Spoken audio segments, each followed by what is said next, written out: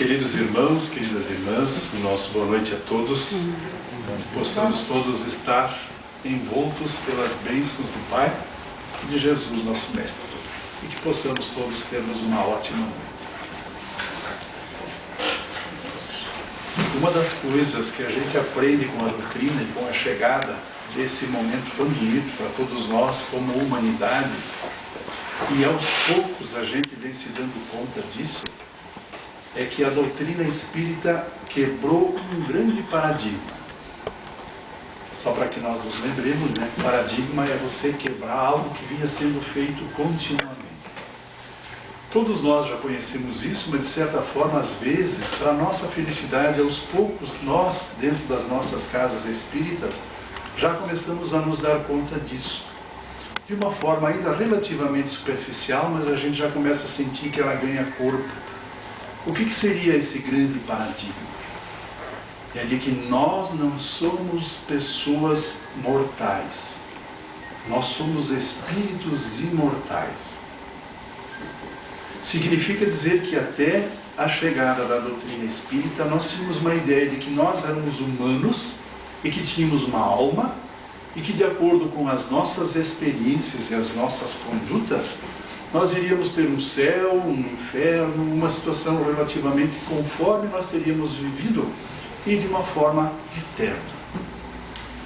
Quando a doutrina traz para nós esta questão de que nós, além de não sermos então mortais e de não sermos humanos vivendo uma experiência espiritual, mas sermos espíritos vivendo uma experiência humana, em essência existe uma grande diferença com relação ao conceito anterior.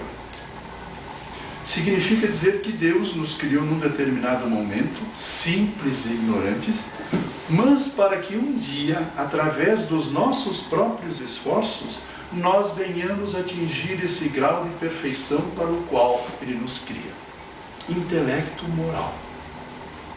E isso, obviamente, vai depender do esforço de cada um de nós. Por quê?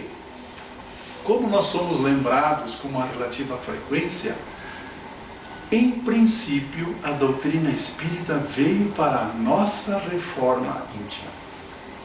A gente não deveria também perder isso de vista, pois que às vezes, de novo, a exemplo das religiões tradicionais, as religiões ortodoxas, havia uma preocupação muito para a questão externa e de conceitos aparentemente distantes. E a doutrina, então, além de quebrar esse paradigma e de trazer para nós que nós somos espíritos imortais, nós só trocamos de espaço, ora encarnados, ora desencarnados, nós somos imortais. Portanto, senhores de nós mesmos, para que essa construção se dê de acordo com a nossa vontade. Às vezes isso precisaria também ser revisto, porque senão nós corremos sempre o risco de viver como nós vivemos desde o nosso início, né? E que hoje essa ideia se socializou. Todos têm acesso a essa informação, das mais diferentes formas, de que nós somos espíritos imortais. Nós, de certa forma, levamos uma desvantagem ainda, talvez por essas poucas experiências dentro desse novo conceito, já que nós sempre vivemos também nas outras experiências, é de que ainda essa ideia do imortal e de uma coisa mais vasta, mais ampla, nós vamos construindo ela aos poucos. Se não, via de regra, a gente acaba colocando ela sempre no nosso limite de ação de uma experiência. Poucas vezes, na maioria das vezes, a gente reflete que as nossas experiências de passado têm uma ação muito forte, uma influência muito forte na nossa vida presente, e que a nossa vida presente tem uma influência muito forte nas vidas futuras. Nós, obviamente, que já estamos dentro da doutrina, isso relativamente começa a ganhar sentido e profundidade. Mas se nós nos dessemos conta, quando a gente sai daqui da casa espírita, quando nós saímos da nossa área do movimento espírita, a gente vê como isso ainda não é entendido. Como isso é muito difícil de perceber essas questões. Então, para nós, que estamos já dentro de uma casa espírita, nós que já conseguimos fazer parte de um movimento espírita, isso é uma oportunidade rica para que a gente também, de vez em quando, revisite essa questão. Que nós somos espíritos imortais e que nós estamos aqui com o objetivo do progresso, essa lei geral do universo que nos regula, que nos rege, para que nós possamos fazer esse processo de uma forma normal e natural. Quando nós nos apoiamos na nossa obra basilar, o Evangelho segundo o Espiritismo, nós vamos ver tantas informações que hoje também, felizmente nós, já conseguimos, pelo menos em início, apropriar o conceito e a reflexão que se possa fazer.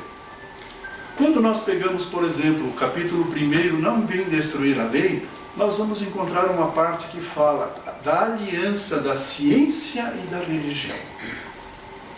Às vezes nós, inadvertidamente, achamos que a ciência deverá dizer que a espiritualidade existe e que a reencarnação existe. Quando um olhar um pouco mais apurado, mais aprofundado, vai dizer que a ciência trabalha as coisas materiais. E que a espiritualidade, através então da filosofia, das escolas religiosas, vão trazer a informação dessas questões espirituais. Mas que uma deveria apoiar a outra. A ciência deveria visitar a religião e a religião deveria também visitar a ciência, para que ambas, nos seus campos de ação, também pudessem se dar as mãos. Hoje nós já temos uma relativa ideia, e isso é relativamente tranquilo, né? O que seria uma questão de ciência quando nós falamos de ação e de reação? Todos nós hoje, é corrente para nós, de que uma das leis gerais do universo são as leis de causa e efeito. Semeadura livre e colheita obrigatória. Como é que a ciência diria isso? Que a toda ação corresponde a uma reação de igual força e sentido contrário. É a ciência que diz isso. Nós, da escola religiosa, diríamos também, como Jesus já o disse, a cada um será dado segundo as suas obras. Então nós vamos começando a perceber que ambas dizem a mesma coisa. E na medida que ambas também crescem, elas vão percebendo que umas apoiam as outras. Assim como hoje é muito natural, e a gente ouve isso relativamente com frequência nos nossos meios de comunicação, que a ciência identifica que as pessoas que rezam nos hospitais têm uma cura mais rápida do que as que não têm uma reza. Do que nós estamos falando? De ciência e de influências, de vibrações, de energias. Ambas falam a mesma coisa. Então isso é bonito quando nós nos permitimos perceber isso, de todo esse contexto que nos envolve, que nos faz com que nós possamos então seguir à frente. Então, diante dessa linha de raciocínio, nós também vamos ver que a ciência, o que a ciência diz que nós somos? O ser humano é um ser biológico, é um ser psicológico, é um ser social. O que a doutrina diz que nós somos? Nós somos um espírito com carne, encarnados, né? E também com a nossa responsabilidade social. Praticamente já estamos dizendo a mesma coisa, né? Biológicos, um corpo material, a nossa vestimenta. Então, de certa forma, vejamos como essas questões, elas ao longo do tempo vão se harmonizando ao natural, cada um na sua área. Então, quando nós hoje percebemos que nós, quer pelo olhar da ciência, quer pelo olhar especificamente da doutrina espírita, nós temos dois grandes campos de atuação: o intelecto e a moralidade. Nos nossos grupos de estudos, nós vamos percebendo a famosa questão, né, do que vem primeiro, a inteligência ou os sentimentos? E a resposta é clara, né? Primeiro vem a inteligência. E nem sempre os sentimentos acompanham a evolução da intelectualidade. Para nós, o que significa dizer?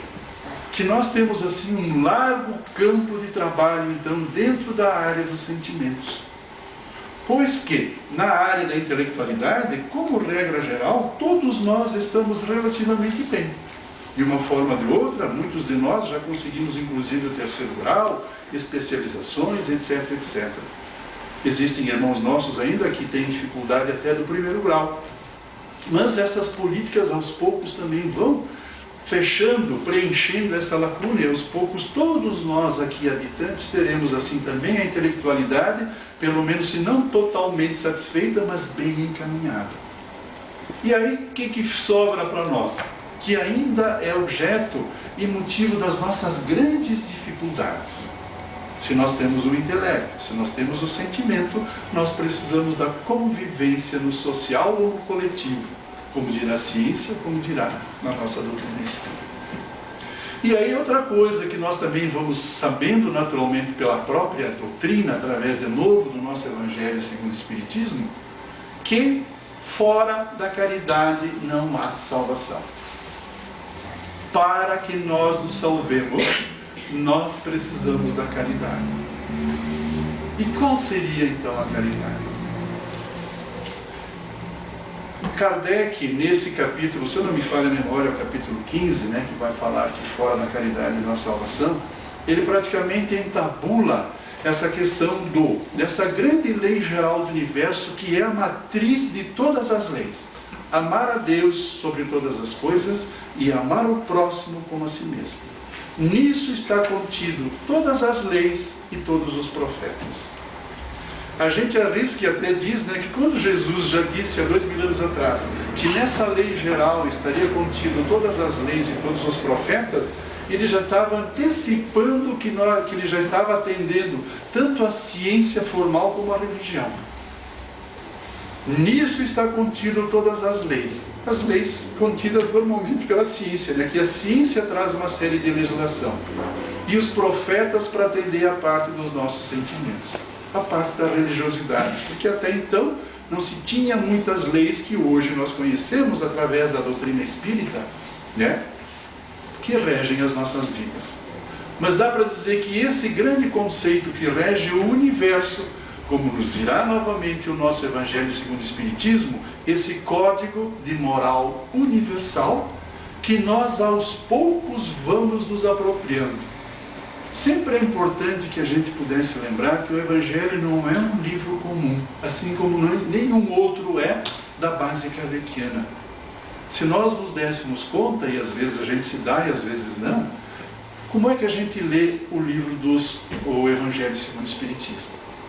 Nós vamos ter o evangelista trazendo a colocação de Jesus, nós vamos ter o Kardec fazendo explanações a respeito daquele tema, concluindo então com as instruções dos Espíritos sobre o mesmo tema, atualizando para os nossos dias aquilo que Jesus já disse há 2000 anos atrás.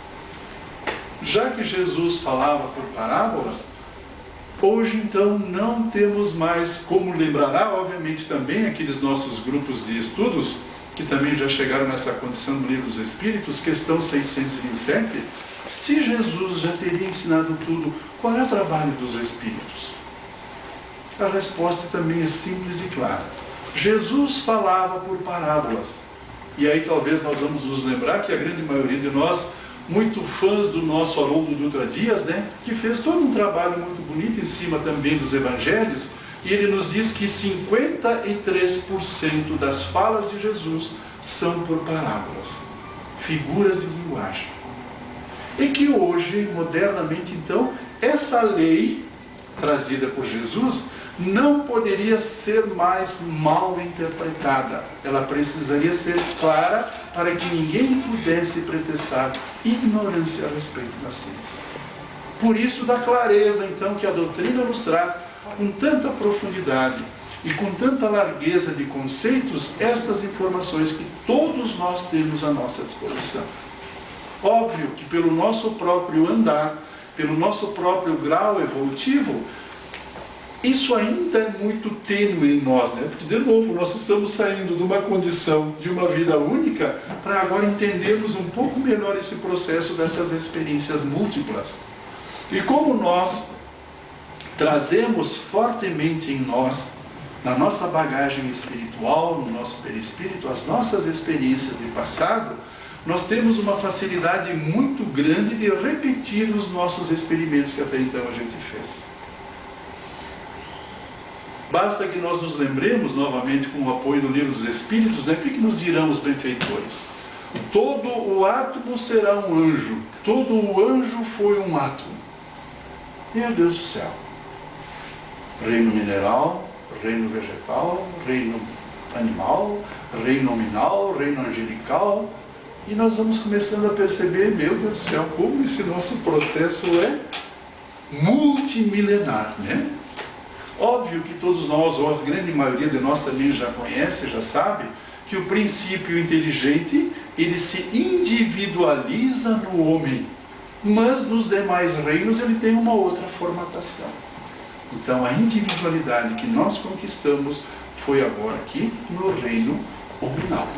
Mas já transitamos em princípio nos demais reinos, trazendo toda essa nossa carga que a gente ainda traz conosco. Então, quando nós somos lembrados que fora da caridade não há salvação, porque ninguém pode amar a Deus sem amar ao próximo, e ninguém ama ao próximo sem amar a Deus. Por isso que então essa grande lei que nos rege vai fazer com que a doutrina traz com toda a essência e com toda a profundidade essa informação que todos nós hoje temos alguma ideia. Fora da caridade não há salvação. Eu não posso amar a Deus se eu não amo o meu próximo. E eu não amo o próximo se eu não amo a Deus. Então, quando nós temos que a caridade é o nosso grande porto, é o nosso grande farol, é o nosso grande norte, ainda assim Jesus vem nos dar uma colher de chá, vem nos informar de como é que ele entenderia a caridade. Na visão de Jesus, qual seria a caridade? Possivelmente, de novo, se não todos aqui, a grande maioria dos nossos estudantes, vão saber na famosa questão 886. Como Jesus entendia a palavra caridade. Benevolência para com todos, indulgência para com as faltas dos outros e o perdão das ofensas. Além da caridade material que todos nós poderíamos ou podemos ou devemos fazer na medida da nossa própria consciência em favor daquele nosso semelhante. Então, para nós, em questões individuais, como espíritos em busca e em construção de dias melhores, intelectualmente, como regra geral, nós já estamos bem servidos. A nossa grande dificuldade é nos apropriarmos, então, dessas grandes verdades que, novamente, a doutrina nos traz com tanta beleza e com tanta segurança.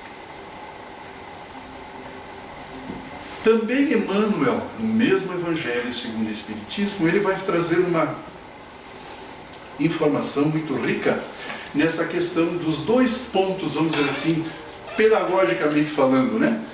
Orgulho e egoísmo, humildade e caridade. Se nós temos o ponto 0 e nós temos o ponto 100, nas nossas primeiras encarnações, aonde nós estamos habitando os planetas primitivos, qual é a grande característica que rege e que reina nesses planetas? A vida é toda material. O moral praticamente inexiste. Então, de novo, nós, através da inteligência, vamos exercitando essa inteligência para nós nos abrigarmos das intempéries, nos abrigarmos dos animais, para enfrentarmos os nossos inimigos, e assim nós vamos trabalhando um longo período de tempo, para que depois, então, nós consigamos passar, então, para um mundo de provas e expiações, aonde o moral começa a ganhar força. Embora ainda todos nós saibamos de que nesse planeta de provas e expiações o mal ainda é amplamente divulgado, é amplamente praticado. Porque, de novo, todos nós saímos dessa questão do orgulho e do egoísmo. Primeiro eu, depois eu e eu sou melhor. Os outros todos sabem menos, têm menos, podem menos. E primeiro eu preciso estar satisfeito e os outros não. E a caminhada para que um dia nós atinjamos então o oposto é que nós saiamos dessa individualidade em termos de orgulho, em termos de egoísmo, para que nós possamos atingir então essa caridade e essa humildade, para o qual todos nós estamos em busca. Então, às vezes, já que nós nessa caminhada individual, um dos nossos compromissos que nós temos conosco mesmos, que é essa busca, que é essa melhoria, já que a outra responsabilidade é como um meio na coletividade onde nós estamos inseridos, e com certeza, talvez todos aqui já tenham essa consciência, senão talvez seria um bom momento para que nós reflitamos de que Deus, o nosso Criador, espera de cada um de nós aqui presente, que com aquilo que a gente já sabe, com aquilo que a gente já pode, com aquilo que a gente já tem, nós o auxiliemos a tornar os nossos mundos melhores. Então nós temos duas grandes vias de progresso. O nosso progresso individual, intelectualidade e moralidade, para que com esses valores eu possa contribuir no meio aonde eu estou inserido. Quer seja na família, quer seja no trabalho, quer seja na comunidade, não importa o campo onde nós estamos. Aliás, novamente, Emmanuel, esse espírito luminar, lembra-nos que Jesus não estabelece diferença entre o templo e a oficina, pois que ambos são considerados campo de trabalho do Senhor. Então nós, com essa visão, se nós temos o processo de aprimoramento, de busca de melhoria, intelecto-moral, individualmente falando, o nosso grande desafio é tentar o mais breve e rápido possível, quem sabe, os sentimentos irem encostando do lado da intelectualidade. E como nós somos lembrados, nem sempre o sentimento acompanha a intelectualidade. Pelo nosso próprio modo de ser, pelo nosso modo de agir. Então, se nós formos olhar as nossas vidas coletivas, onde é que estariam as nossas maiores dificuldades? As dificuldades de relação que nós temos uns com os outros. Ou porque nós ainda estamos muito centrados e muito calcados em cima desses dois grandes inimigos da humanidade, que são o orgulho e o egoísmo, e que nós não conseguimos nos desvencilhar ainda dessas amarras, para que nós consigamos então fazer um trabalho coletivo de uma forma mais fraterna, mais amiga e mais feliz. Óbvio que nós estamos do outro lado. Quando Jesus vai nos lembrar que ele entenderia moralmente a caridade como sendo benevolente para com todos, indulgente para com as falhas dos outros e o perdão das ofensas, possivelmente, se nós fizéssemos uma análise de nós mesmos, séria, nós vamos chegar à conclusão que nós ainda não estamos nesse ponto. E que nós ainda carregamos muito fortemente dentro de nós, um pouco mais, um pouco menos, esta questão do orgulho e do egoísmo. Disfarçado e travestido das mais diferentes formas. Para que eu possa sempre justificar a minha posição frente ao outro. Quando eu tenho a deficiência e eu sei da realidade, eu preciso encontrar uma forma de me justificar. Então eu tranquilizo a minha consciência de que eu estou fazendo a coisa certa. E essa questão da caridade possivelmente seja uma das formas interessantes para que a gente a visite de vez em quando, porque nós repetimos. Temos uma facilidade de repetir os nossos comportamentos de passado. Primeiro eu, depois eu e o resto que se fique. Então nós temos que fazer um pouco mais de esforço, como de novo Kardec nos lembraria, que se reconhece o verdadeiro espírita pela sua transformação moral e o esforço que faz para domar as suas más inclinações. Ainda bem que é assim, porque a gente poderia dizer, mas como é que eu não vejo você mudar moralmente? Nós não sabemos, de novo, como é bom, que nós não sabemos o que acontece dentro de cada um de nós. O que se passa, que tipo de sentimentos nós carregamos ainda, para que nós tenhamos essa dificuldade às vezes, ou a facilidade também de transitar para as coisas boas. Todos nós já experimentamos como é bom estar ao lado de pessoas corretas, éticas, sérias, respeitosas. E como é complicado estarmos ao lado de pessoas complicadas, que só veem o seu umbigo, só veem o seu interesse, só veem a sua forma de ser. Quem de nós gosta? Óbvio que nós não gostamos disso. E se nós pegássemos novamente o conceito que Jesus nos traz, que para que nós um dia atinjamos esse porto seguro, que é a da caridade, que irá nos salvar das dores, do sofrimento, que vai de fato nos colocar a salvo de todas as intempéries do mundo, é que nós sejamos bons para com todos, benevolentes para com todos. E é claro, de novo, se nós fôssemos fazer uma análise, para alguns nós já somos bons, mas possivelmente nós tenhamos uma turma que a gente ainda não gosta muito, seja do futebol, seja da política, seja da arte. Nós sempre vamos encontrar gente, mas nossa, tem que sentar mesmo do lado daquele cara. Tem. De novo, claro que a gente traz aqui são essas reflexões. Como nós vamos nos vencer a nós mesmos? Como é que nós vamos nos desvencilhar, já que uma outra coisa que às vezes a gente se dá conta e às vezes não, nós já viemos numa trajetória onde o egoísmo e o orgulho eram ferramentas utilizadas para a nossa própria sobrevivência.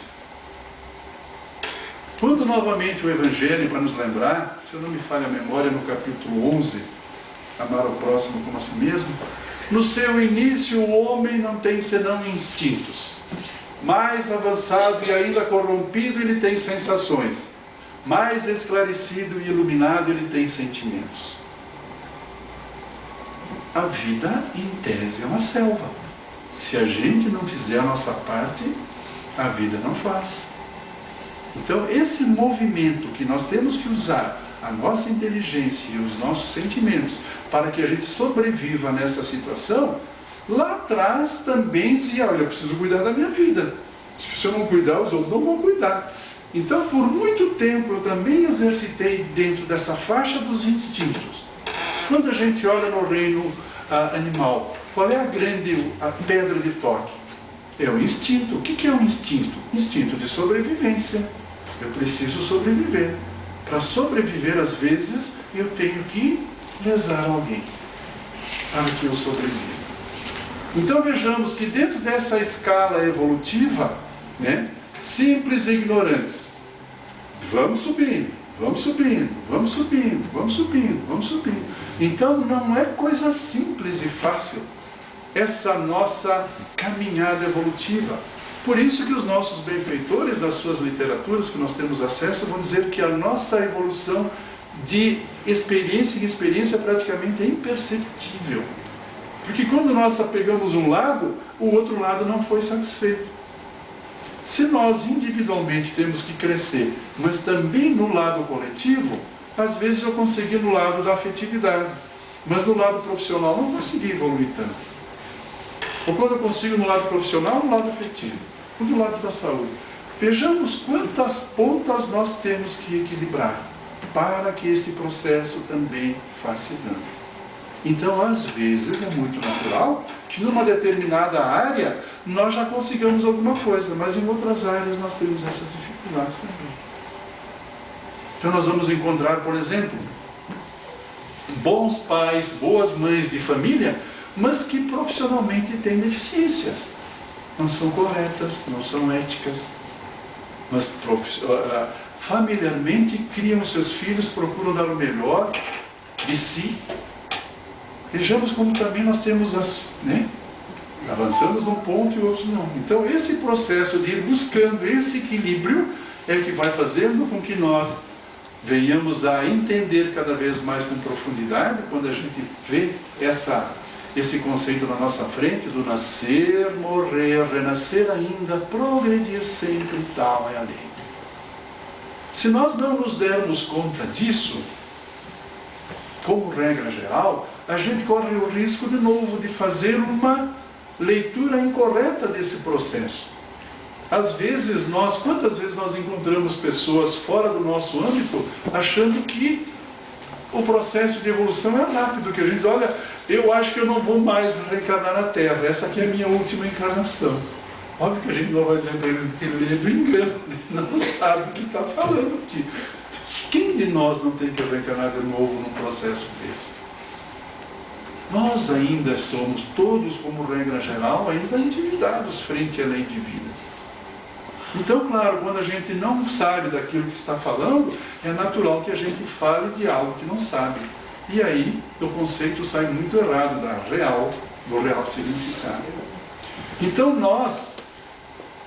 se nós nos dessemos conta de que uma questão a ser perseguida é essa questão da caridade, de nós sermos benevolentes para com todos, indulgentes para com as faltas dos outros e perdoar as ofensas quando nos ofendem, esse é o grande caminho para que um dia nós consigamos atingir então esse porto seguro, para que nós possamos internamente estarmos de bem conosco mesmos, estarmos de bem com o nosso semelhante, e então por vias outras estarmos de bem com o Criador.